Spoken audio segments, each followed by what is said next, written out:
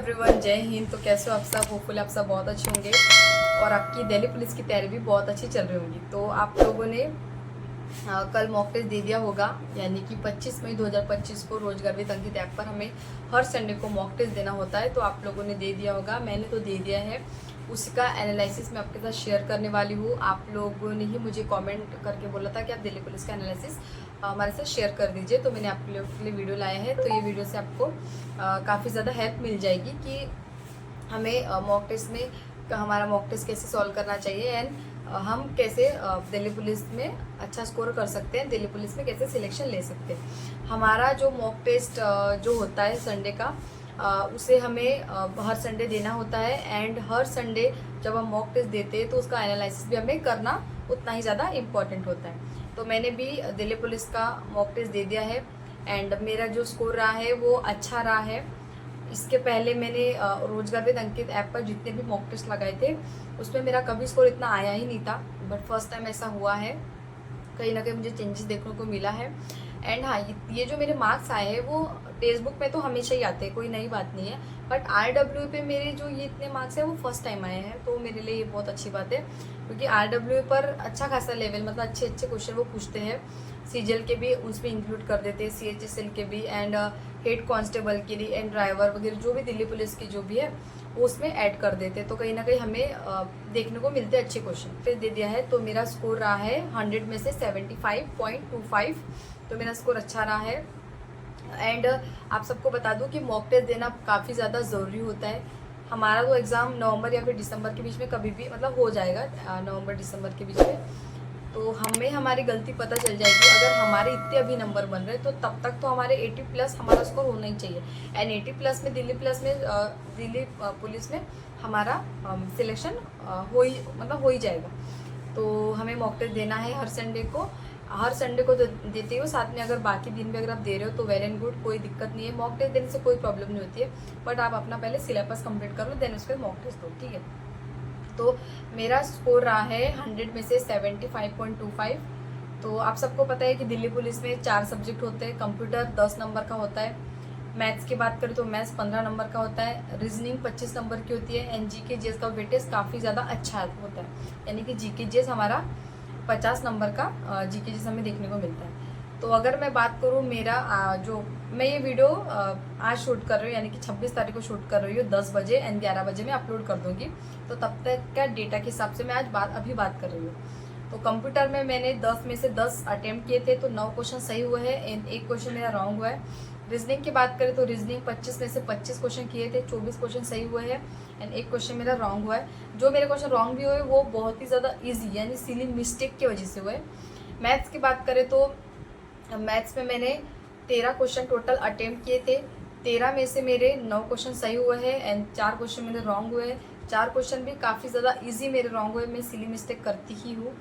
And GK GS की बात करें तो 50 में से मेरे 37 क्वेश्चन सही हुए हैं एंड 9 क्वेश्चन मेरे रॉन्ग हुए। अगर हम रैंक की बात करेंगे तो रैंक मतलब मैं अभी वीडियो बना रही हूँ 10 बजे, तो रैंक की बात करेंगे तो 20,035 में से मेरी रैंक 416 यहाँ पे दिखा रही है। परसेंटाइल की बात करें तो 97.92 मेरी परसेंटाइल रही है। परसेंटाइल ज़्यादा ही 95 प्लस ही हमारी परसेंटाइल रहनी चाहिए, चाहे मॉक टेस्ट हो चाहे कोई भी हमारा एग्जामिनेशन हो। एंड मैंने जो क्वेश्चन सही किए हैं वो 79 क्वेश्चन सही किए, 15 क्वेश्चन मैंने रॉन्ग कर दिए एंड 6 क्वेश्चन मैंने अनअटेम्प्ट, यानी कि 6 क्वेश्चन मैंने छोड़ दिए। 6 क्वेश्चन मुझे नहीं आ रहे थे तो मैंने छोड़ दिए। तो मेरा ये स्कोर रहा है। तो मैंने कौन से क्वेश्चन अटेम्प्ट नहीं किए वो मैं आपको बता देती हूँ। अगर आप लोगों ने भी ये क्वेश्चन अटेम्प्ट नहीं किए तो कहीं ना कहीं हमारी पढ़ाई मतलब हम अच्छे लेवल पे है। तो ये क्वेश्चन बाकी लोग भी नहीं कर पा रहे तो अच्छी बात है। अगर बाकी लोग कर पा रहे हो, अगर हमसे वो नहीं हुआ तो फिर हम कहीं ना कहीं कंपटीशन से बाहर है एंड जो मॉक टेस्ट लगाते हैं वो हमें और मेहनत करने की ज़रूरत है। तो मैं 6 क्वेश्चन मैंने कौन से अटेम्प्ट नहीं किया मैं आपको बता देती हूँ। ये टाइम एंड डिस्टेंस वाला क्वेश्चन है। तो अभी दिल्ली पुलिस का जो सिलेबस चल रहा है उसमें मेरा टाइम एंड डिस्टेंस मतलब एक बार तो मैंने कर लिया था SSC GD के लिए, बस इस बार थोड़ा पीछे है ना सिलेबस, अभी कंप्लीट होने का है। तो ये क्वेश्चन मुझसे नहीं हुआ, ये क्वेश्चन मैंने छोड़ दिया था। एंड वर्क की बात करें तो टाइम एंड वर्क में ये क्वेश्चन मुझे नहीं आया तो मैंने छोड़ दिया। अच्छा खासा लेवल मुझे ऐसा लगा तो मैंने छोड़ दिया। एंड जीके जीएस की बात करें तो जीके में ये पूछा था अर्जुन पुरस्कार पहला हॉकी खिलाड़ी किस वर्ष मिला है, तो ये 1961 इसका आंसर था। वैसे तो अर्जुन पुरस्कार की जो स्थापना है वो 1961 में की थी, तो हम 1961 लगा सकते थे, बट मैंने नहीं लगाया। पर्वतीय क्षेत्र विकास कार्यक्रम किस पंचवर्षीय योजना से की अवधि में हुई? तो इसका आंसर था 5वीं, यानी कि जो पर्वतीय क्षेत्र विकास कार्यक्रम वो 5वीं पंचवर्षीय योजना से शुरू हुआ। बार्सिलोना कप 2025 का पूछा था, तो होल्गर रून ने जीता। तो अगर करंट अफेयर की बात करें तो करंट अफेयर में अभी नहीं पढ़ रही हूँ, एग्जामिनेशन के 1-2 महीने पहले से मैं करंट अफेयर 2-3 साल का पढ़ना शुरू करूंगी, अभी मैं नहीं पढ़ रही हूँ। भारत के प्रथम पुर्तगाली वाइसराय निम्नलिखित में से कौन थे? जो प्रथम पुर्तगाली है भारत के वाइसराय वो थे फ्रांसिस्को डी अल्मेडा। तो ये मुझे नहीं आया, हिस्ट्री अभी मेरी शुरुआत नहीं हुई, अभी संविधान ही चल रहा है मेरा।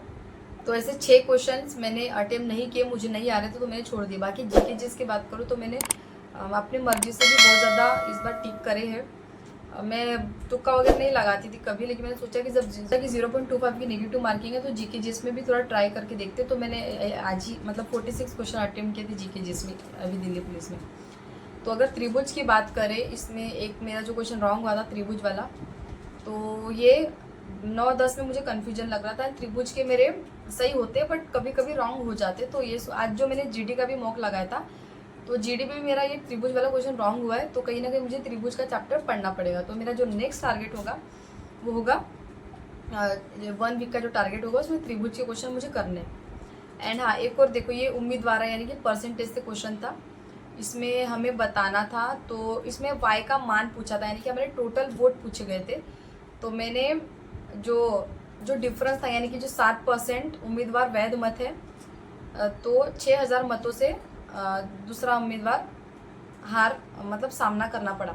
तो 60 और 40 का डिफरेंस निकालो, 20 से 6000 को निकालो, 30,000 आएगा।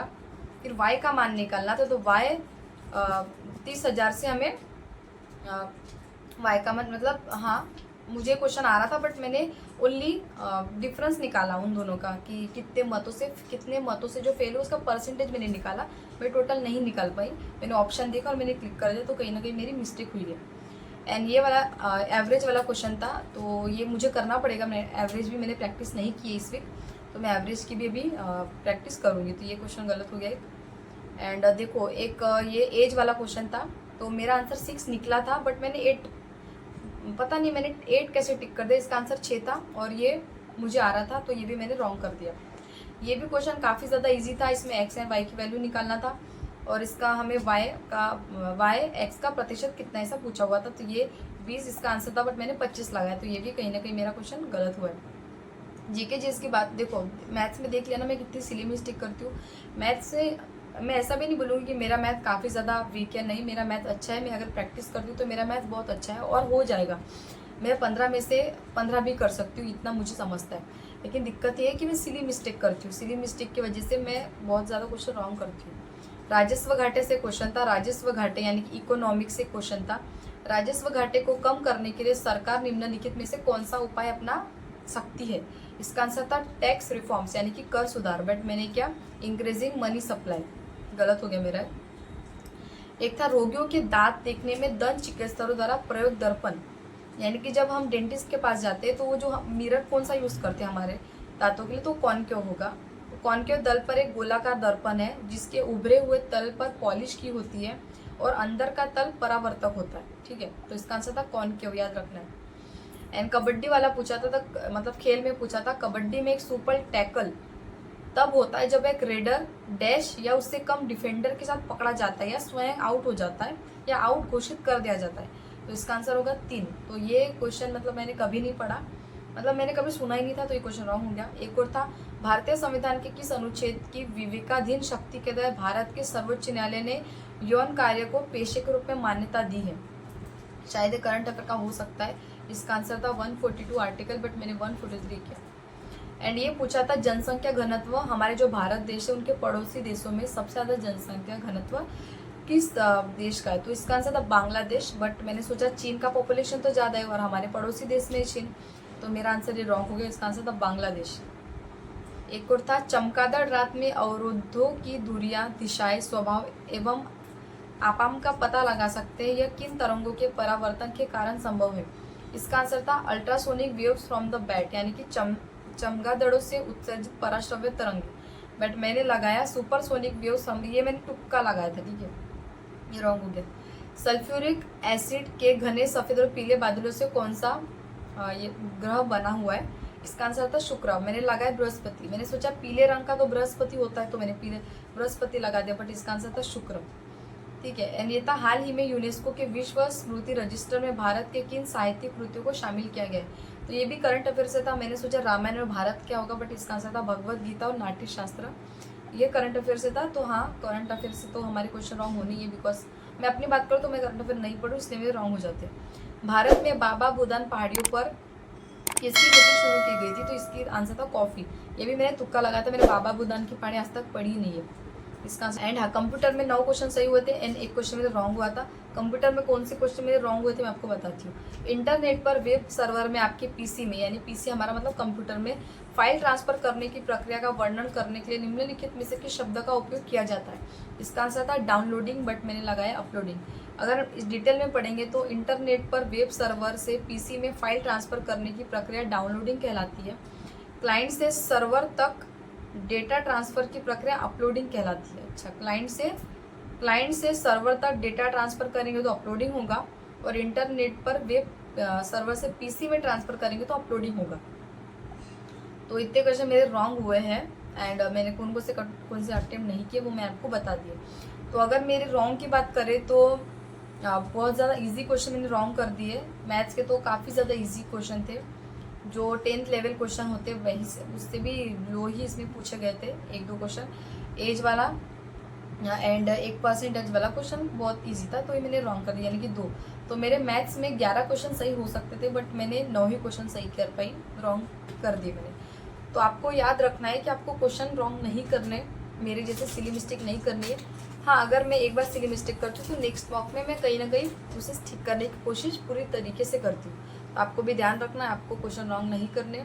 मैंने आपको अपना एनालिसिस बता दिया है। मेरा स्कोर 75.2 रहा है फर्स्ट टाइम RW ऐप पर। इसके पहले टेक्स्ट बुक में मेरे 75 मतलब रहते ही, ऑलमोस्ट रहते, लेकिन फर्स्ट टाइम रहा, तो ये मेरे लिए बहुत अच्छी बात है, कहीं ना कहीं मेरी पढ़ाई अच्छी चल रही है।